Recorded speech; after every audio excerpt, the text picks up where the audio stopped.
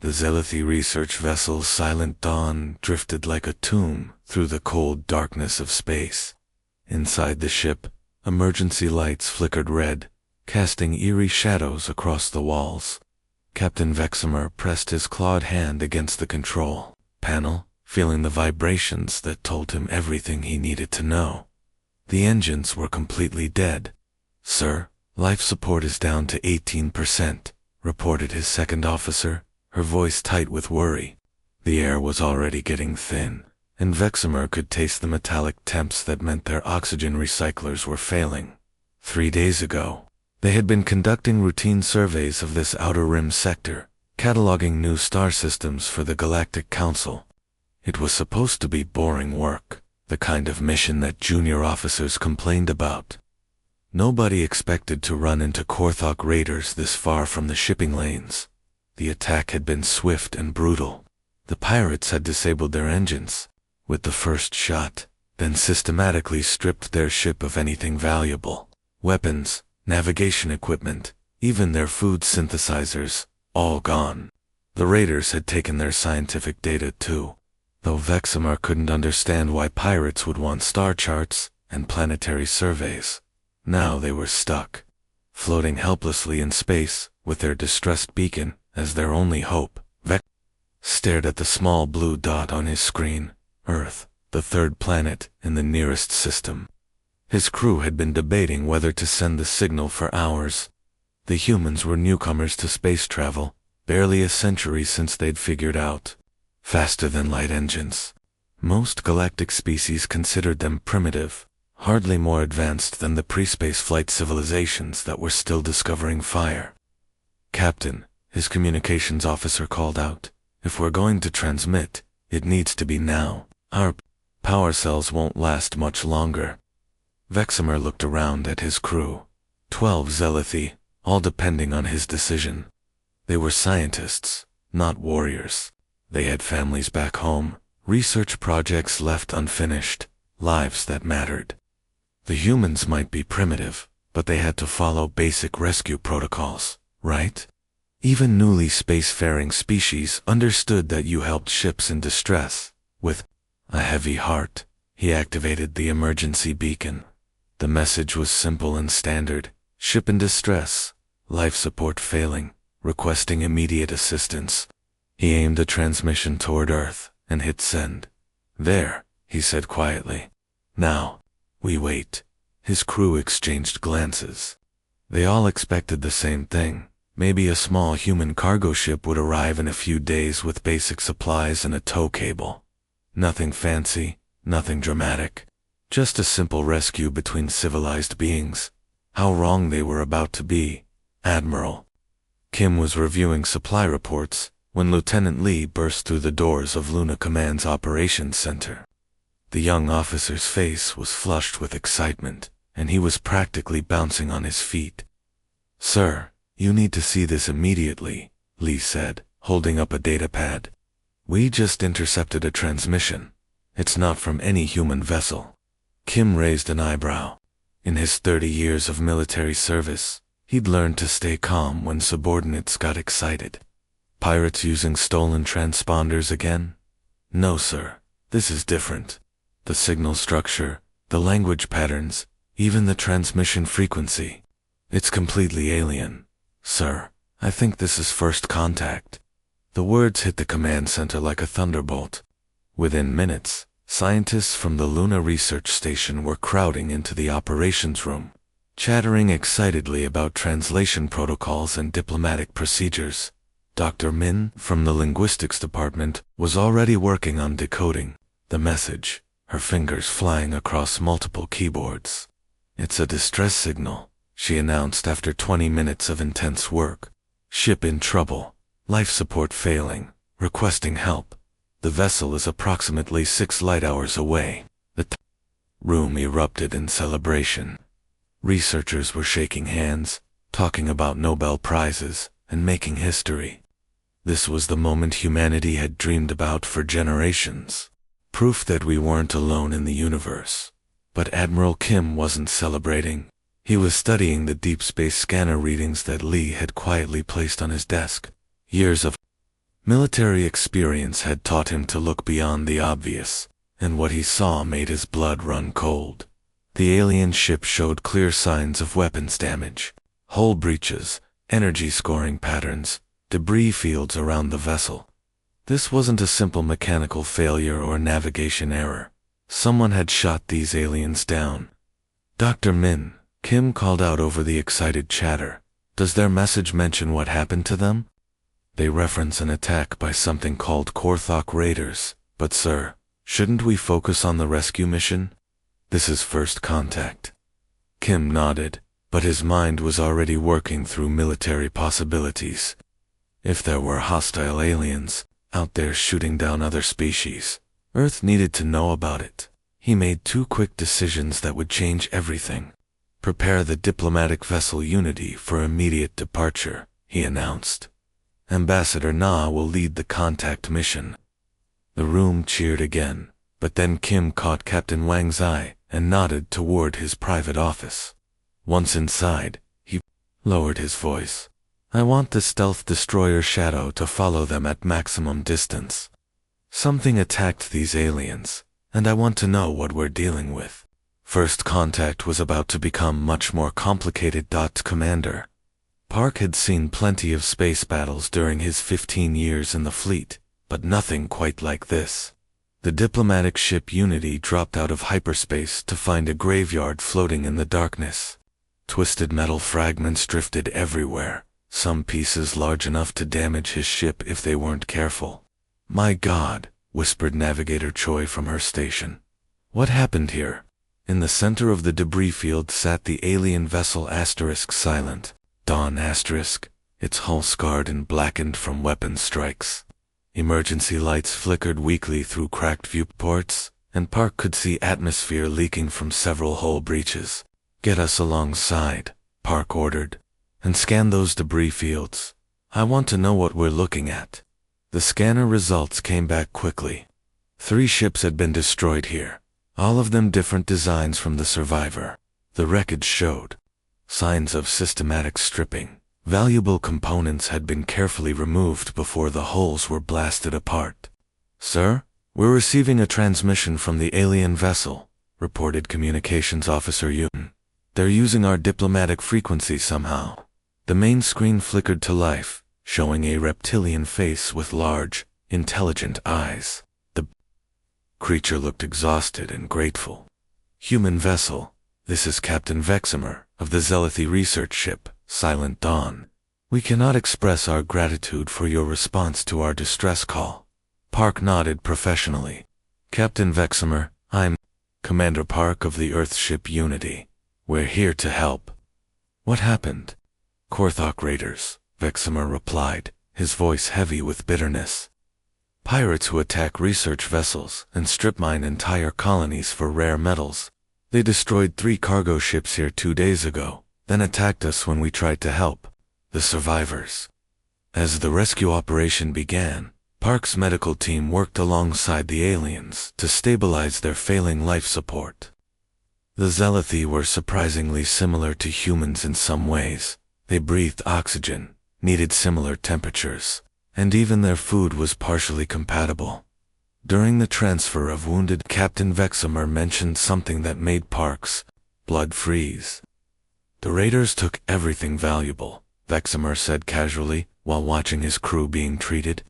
Our scientific equipment, rare minerals we'd collected, even our survey data from the past year, including detailed planetary scans of 12 settlements in your system. Park tried to keep his expression neutral, but inside, alarm bells were screaming. Settlements in our system. Yes, we were conducting long-range observations before making first contact. Standard procedure. The scans show population centers, defensive capabilities, resource locations. Vexamer trailed off, seeing Park's expression change. Commander, is something wrong? Park was already reaching for his communicator. The Korthok Raiders now had detailed intelligence on human colonies, and somewhere out there, they were planning their next move. Aboard the diplomatic vessel Unity, Dr. Sue was having the most fascinating day of her medical career. The ship's medical bay had been converted into a makeshift treatment center for the rescued Zealothi, and every scan she ran revealed something that challenged everything the aliens thought they knew about humans. "This can't be right," muttered Vexamor's second officer, staring at the medical readout in disbelief. "Run the bone density scan again." Dr. Sue smiled patiently and activated the scanner for the third time. "Same results," she said, showing the alien the data. "Human bones are approximately 2.3 times denser than yours. It's normal for us." The Zealothi officer's eyes widened. On their homeworld, such bone density would indicate a serious medical condition. Here, it was just Tuesday for Dr. Sue. "Your cardiovascular system is equally remarkable," Dr. Sue continued, pulling up more scans. "Your heart rate and blood pressure are what we'd expect from someone running a marathon, not sitting calmly in a medical chair." Captain Vexamor watched these examinations with growing unease. When Dr. Sue had offered to check the Zealothi for injuries, he'd expected a routine medical scan. Instead, it felt like a revelation of just how wrong they'd been about humanity. "Dr. Vexamor asked carefully, "What kind of world do humans come from? Earth?" "It's beautiful," Dr. Sue replied cheerfully, while checking another crew member's reflexes. "Gravity is 1.2 times galactic standard, oxygen levels are a bit high, and we have some interesting weather patterns. Nothing too extreme." What she described as nothing too extreme sounded like a nightmare to the Zealothi. High gravity that would crush most species. Oxygen levels that would be toxic to many aliens.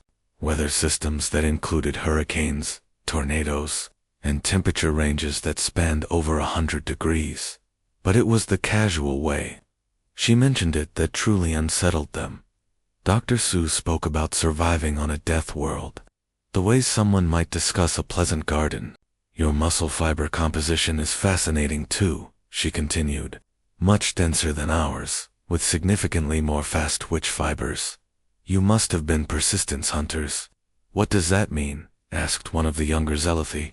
"Oh, it means your ancestors chased prey until it collapsed from exhaustion," Dr. Sue explained with that bright human smile. "Most predators are sprinters, but humans are marathon runners. We just follow our target for hours or days until it can't run anymore." The medical bay fell silent. The Zealothi exchanged worried glances, finally understanding what they were dealing with. Later, as Captain Vexamor watched Commander Park coordinate the rescue operation, he noticed something that made his blood run cold. When Park was pleased with his crew's efficiency, he smiled. When he received a report about the stolen planetary data, he smiled in exactly the same way. These weren't the harmless primitives the Zealothi had expected to rescue them. These were apex predators who had evolved to hunt down anything that ran from them, and they were very interested in the pirates who had attacked their new friends. Admiral Kim was enjoying his morning coffee at Luna Command when the proximity alarms started screaming. Lieutenant Lee rushed into the operations center, his face pale with worry. "Sir, we have 12 large vessels dropping out of hyperspace near Mars. They're not responding to identification requests, and their weapon signatures are massive." Kim set down his coffee cup with deliberate calm. 3 days had passed since the rescue of the Zealothi, and he'd been expecting something like this. "Show me." The main display lit up with tactical readings that made everyone in the room go quiet. 12 warships, each one easily 3 times the size of humanity's largest vessels, had arranged themselves in an attack formation around Mars. Their hulls were scarred and patched, painted in aggressive colors that screamed piracy. "Sir, we're receiving a transmission," reported Communications Officer Yoon. "They're broadcasting on all frequencies."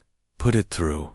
The screen filled with the image of something that looked like a cross between a shark and a nightmare. The creature's mouth was full of razor-sharp teeth, and its eyes held the cold intelligence of a professional killer.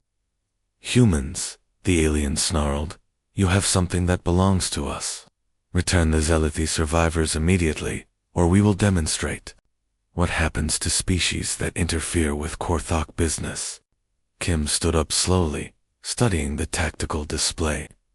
Behind the lead ships, he could see smaller vessels, probably filled with troops, ready to assault human colonies. "We have detailed scans of 12 of your settlements," the alien continued, with obvious satisfaction. "Weak defenses, soft targets, millions of your kind living in structures that won't even slow down our weapons. Return our property, or watch your colonies burn." The operations center was dead silent.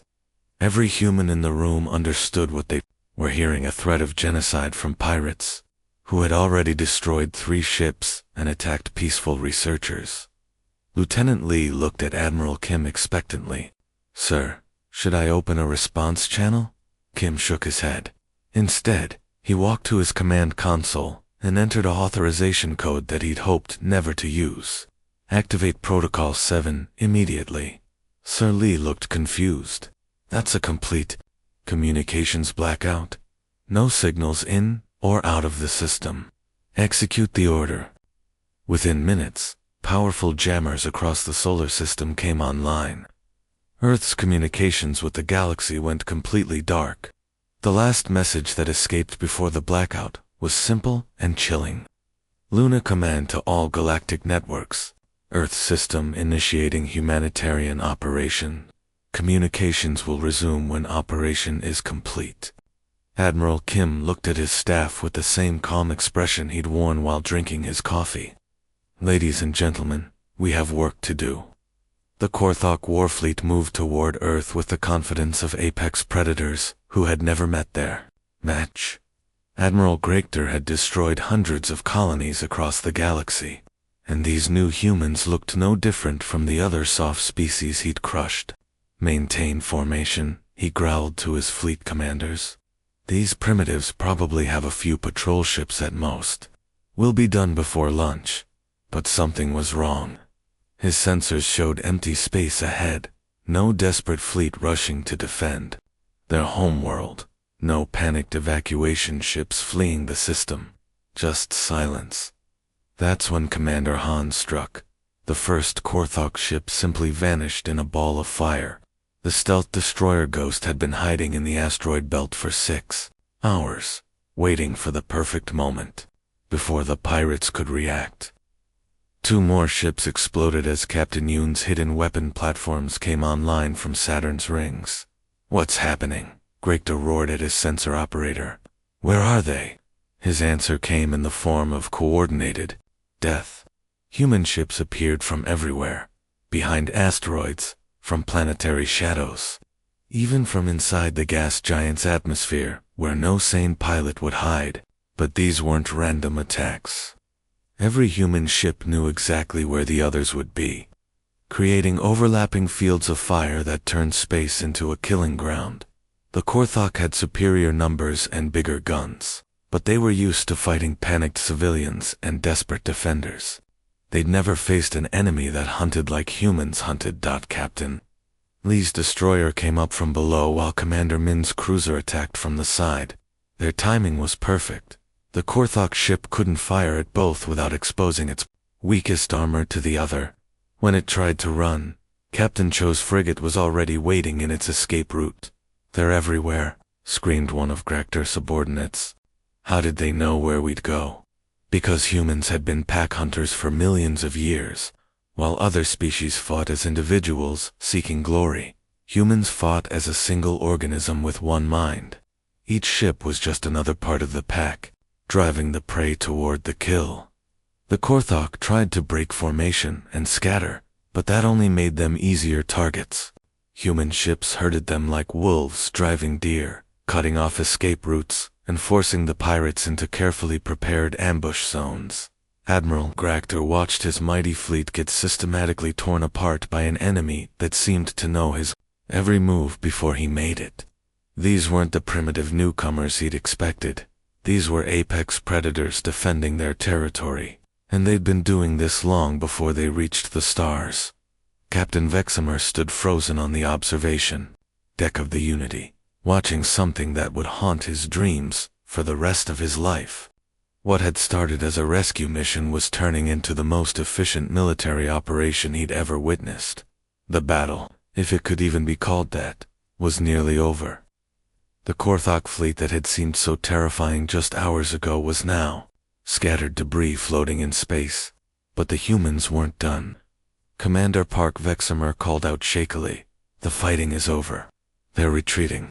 Park looked up from his tactical display with that same calm expression he'd worn since the attack began. "Sir, with respect, they're not retreating, they're regrouping." On the screen, Vexamer could see what remained of the Korthok fleet, maybe 4 ships still functional, launching escape pods and broadcasting surrender signals. Any civilized species would accept a surrender and take prisoners. But Admiral Kim's voice came through the comm system, cold and professional. "All units, continue operations. Humanitarian parameters include preventing future threats to rescued personnel." Vexamer's blood went cold as he realized what that meant. The human ships began hunting down the escape pods with the same methodical precision they'd used against the warships. Commander Han's stealth destroyer was jamming all distress signals while Captain Yoon's platforms tracked every piece of debris larger than a person. "This is madness," whispered one of Vexamer's crew members. "They're not soldiers anymore. They're civilians trying to surrender." Commander Park overheard and turned around. His expression was still perfectly calm, almost friendly. "Sir, these pirates threaten to burn our colonies and kill millions of our people. As long as even one of them escapes to report back, they'll return with a bigger fleet." The logic was terrifyingly sound. Vexamer watched as the last Korthok escape pod was destroyed by a precise missile strike. In the space of 3 hours, 12 warships and their entire crews had simply ceased to exist. "But this is genocide," Vexamer said quietly. "No, sir," Park replied, checking his instruments. "This is pest control. The Zealoty Council will receive a full report stating that the Korthok raiders failed to return from human space. Technical difficulties in hostile territory. These things happen." As the human ships began collecting wreckage for analysis, Vexamer finally understood what they'd unleashed by calling for help. Humans didn't just rescue people, they adopted them. And nothing in the universe was more dangerous than threatening a human's family. The galaxy would never be the same. The journey back to Zealothy's space should have been peaceful, but Captain Vexamer couldn't sleep. Every time he closed his eyes, he saw those final moments: Korthok escape pods being systematically destroyed, distress signals being jammed, an entire fleet vanishing without a trace. Captain Song of the Unity seemed completely unbothered by what had happened. He walked through the ship with the same friendly demeanor he'd shown during the rescue, chatting with the Zealothy crew about their research and asking about their families back home. "Your stellar cartography is impressive," Song mentioned during dinner, cutting into his meal with practiced ease. "We've learned a lot from your navigation databases." Vexamer pushed his food around his plate, still processing the events. "Captain Song, what happened back there? ... Does your government know what you did?" Song looked genuinely confused. "Sir, we filed a complete report. Korthok Raider fleet encountered technical difficulties in human space and failed to return. Standard operating procedure." "Technical difficulties," Vexamer repeated slowly.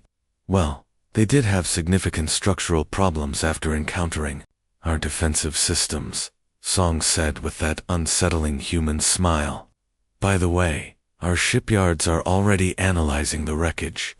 Fascinating technology. Their plasma cannons are more advanced than ours, but their armor plating has some interesting weaknesses." The casual way Song mentioned reverse engineering the technology of a species they'd just exterminated made Vexamer's scales crawl. "You're studying their weapons?" "Of course. Can't let good technology go to waste, and we need to understand potential threats better," Song replied, as if discussing the weather. "Our engineers are particularly excited about their shield generators. Should help us protect our colonies more effectively." Lieutenant Yu, who was serving as the ship's science officer, joined the conversation. The Korthok ship designs show they've been raiding for decades.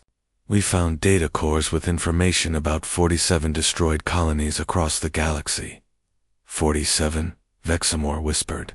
Yes, sir. All gone. Populations sold into slavery or killed outright. That's why Admiral Kim authorized complete elimination. Can't have that kind of threat running around targeting innocent people. Vexamor finally understood. The humans hadn't committed genocide out of anger or bloodlust. They'd done it with the same calm efficiency a farmer used to eliminate pests threatening his crops. The Zealothi had called for help and accidentally triggered humanity's most dangerous instinct, not conquest, but protection. The humans had looked at the rescue mission, identified the threat to their new friends, and simply removed it from existence. Captain Song, Vexamor asked quietly, what happens if someone threatens human colonies? Song's smile never wavered. Sir, I think you've already seen what happens when someone threatens our family. Captain Vexamor stood before the Galactic Council chamber. Hundreds of alien representatives watching him from tiered seating that rose toward the domed ceiling. 6 months had passed since the rescue, and he'd rehearsed this testimony countless times. The Korthok raider fleet pursued us into human space, he said carefully, sticking to the script Admiral Kim had suggested. They made demands and threats against human colonies. After that, we lost contact with them entirely. Council Speaker Thelman leaned forward with interest. And what became of this fleet, Captain? The official Earth military report states. They failed to return from human territory, Vexamor replied. Technical difficulties in hostile space. These things happen during military operations. The chamber murmured with acceptance. 12 ships lost in unfamiliar territory wasn't unusual. Space was dangerous, and pirates often bit off more than they could chew. But Vexamor knew the truth was spreading through different channels. In the gambling halls of Kepler Station, a Torthan smuggler whispered to his contacts about an entire Korthak fleet that had simply vanished. No wreckage, no survivors, no distress signals, just gone. On the mining world of Zarian Prime, dockworkers shared stories about pirate clans that had stopped raiding systems with human allies. Whole criminal organizations were changing their hunting grounds, avoiding anything connected to Earth. The message was spreading through the galaxies. Underworld, faster than any official report. Don't mess with human friends. Don't even look at their colonies wrong. The humans didn't negotiate, didn't take prisoners, and they sure as hell didn't leave witnesses. Ambassador Na had established formal diplomatic relations with 17 different species in the past 6 months. Not through conquest or threats, but simply by responding to distress calls. Each rescue created a new alliance, and each alliance put more systems under humanity's protective umbrella. Captain Vexamor finished his testimony and returned to his seat, but his thoughts drifted to a conversation he'd overheard at Luna Station. 2 human officers discussing patrol routes. The Vicarian colony sent another thank you message. One had said, they want to name their new city after Admiral Kim. Better than being named after the pirates who were planning to attack them. The other had replied with a laugh. The galaxy was learning a new rule. Humans didn't need to conquer territory or demand tribute. They just waited for someone to call for help, and then that species became family. And nothing in the universe was more dangerous than threatening a human's family. The age of piracy was quietly coming to an end.